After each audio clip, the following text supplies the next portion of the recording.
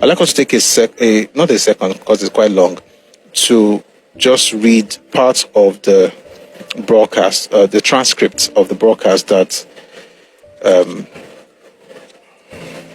Banjo made in Benin at this time.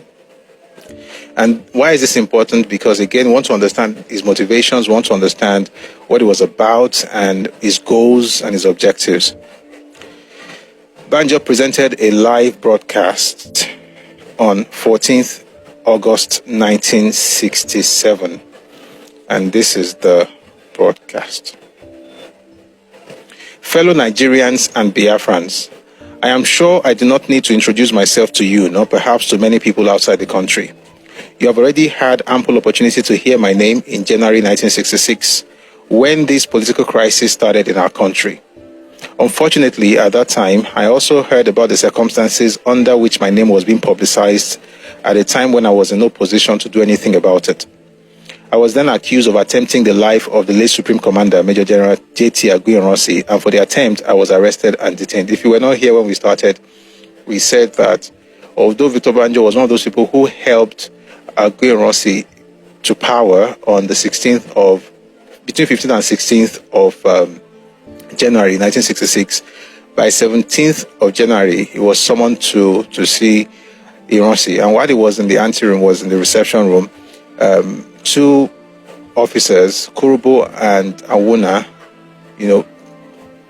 went to meet him and then asked him for his gun, the gun in his holster. He gives it to them, they check it, they admire it, and then they turn it on him, and they're going to kill him. Around that particular period, they already released the news that he was killed in an assassination attempt on the new head of state, Ironsi. In other words, they already announced that he was dead even before they went to pick him, or before they went to try to kill him. And when you read the book by Adewale Ademoyega, the book is called A Break in the Silence, you understand why they did not kill him. The only reason was because there was a foreign visitor in the reception room at the time. Anyway, from there, from the office of the head of state, he was taken to a naval ship, and then from there to Kirikiri, from Kirikiri to Aba, from Aba to Ikorekpene, from Ikorekpene to Enugu. And so, again, like I always say, he was betrayed first by Ironsi and then by Ojukwu. The treachery runs deep, okay? Runs very deep. But for Ironsi, whom he helped to get into power, to then turn around about a day after he became the substantive head of state, meant he was just cleaning the house. He was trying to ensure that no one could threaten his position. And this goes for all the officers that were killed before the end of the coup. And that's why I keep saying, and I'll say it again, at least, not at most, at least 2 coups happened on January 15th. There was a revolutionary coup that was carried out by people like Nzogu and people like Ademoyega. But that was not the coup. It was a coup. It was successful in the north, not so successful in the south. But there was another coup. That other coup was an ethnic coup. That one succeeded. It was that coup that brought in Ironsi. And what Ironsi really did was to use the first coup in order to achieve the goal of the second coup. Why? Because everywhere you looked, you saw him dropping hints, even unknown to himself. And even on the day that the coup itself was executed, there were certain things that he said. If you're interested, I think we made some videos about that, but maybe we'll do it again some other time. But if you read the book by J. Isawa Eligo, the book is called Go On, The Biography of a Soldier Statesman. And if you read also A Tragedy Without Heroes by Hilary Njoku, you will see this. You will read the statements that Ironsi made before and after the coup, suggesting that he was in on it. And of course, to make it more interesting, kindly get the book by Shehu Shagari. It's called Beckon to Serve. I can't promise I can get you that book, but others I think we have in Redomi Books on Telegram, right? What you notice essentially is when you read Beckon to Serve by Shehu Shagari and you piece it together with those other books, you discover not only did he have full knowledge of it, he was in on it and it was part of the plan. And so was Orizu, and so was Azikiwe, and a lot of them. Okay? And they did it so well that nobody even thought to look unless, of course, you piece information together from several books, you may not even, come to that, well, you may decide that that's what it is, but you may not be able to substantiate your claims.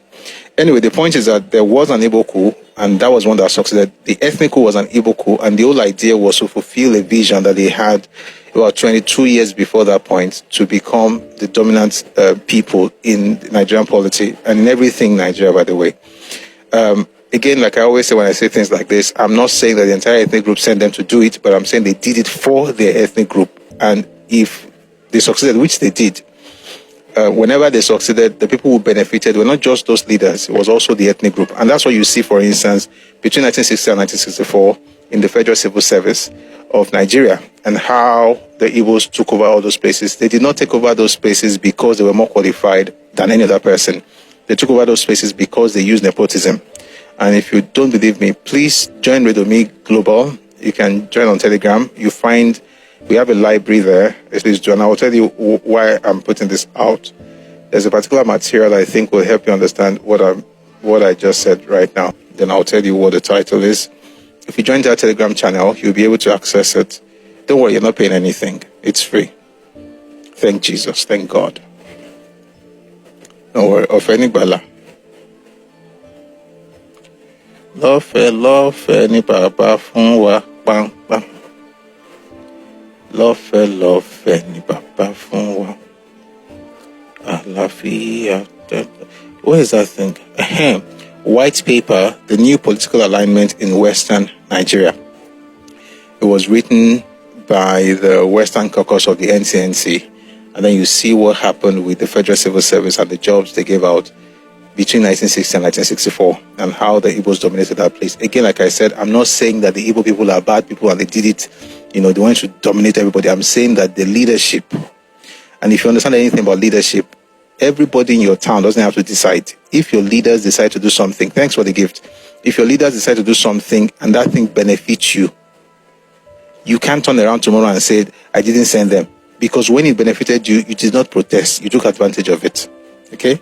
And it's the exact same thing you also saw by May of 66 after Ironsi became the head of state. All his advisors were Igbo. Which makes you understand why they will come up with a very interesting idea like Unitary system in Nigeria, because it was something they've always talked about as Igbo people. You see it, for instance, in the works of Azikiwe, even though there were times when he would say he preferred federal structure or federal system, but then he vacillated a lot, so you didn't even know where he stood. But yeah, there was a time he toyed with that. So he would do Unitary for a while, go to federal, then go back to Unitary. Eventually, when they got power, they implemented something that, like I said the other day, even the British did not have the mind. You know how we talk about the British did not get the kind of mind to do the kind of thing way those guys do, because they understood the complexity of Nigeria, so they didn't even bother in all of the terrible things that you may want to accuse them of doing. One thing they did not do was to model everything up. As bad as it was still better than what Ironsi and his cohorts did. And that changed the structure of Nigeria forever. This is 2025. It's 59 years after. We're still trying to see if we can, salvage whatever it is we have in the country, and I hope we get to do that. But it's important to mention that because it helps to put things in perspective. Anyway, he's saying here, Victor Banjo, that he was detained by Ironsi.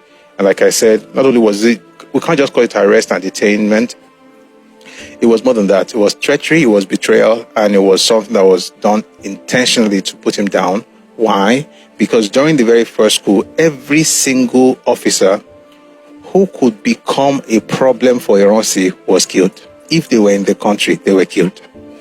Every single officer who could be a threat to Ironsi was taken out in January. And so people like Ademoyega out, Shodeinde out, Kal Mohammed out, Memalari out, Lagema out, Pam out. Those 6 were out. They were senior officers, especially Ademoyega. The other guys that were senior, that they were not killed, and they were not Igbos. Those ones, people like Babafemi Ogundipe, people like Adenka Adebayo, people like Adekunle, those ones, they were not in town, and they were not definitely in Lagos. The ones that were around Lagos, Kaduna, killed everybody. Enugu, nothing happened there.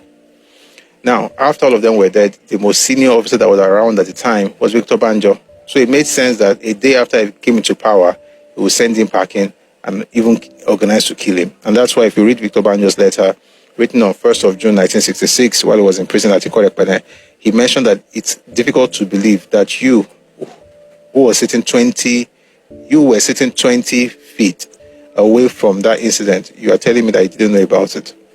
Okay? So he definitely knew about it. Moving on from there, back to the broadcast by Victor Banjo.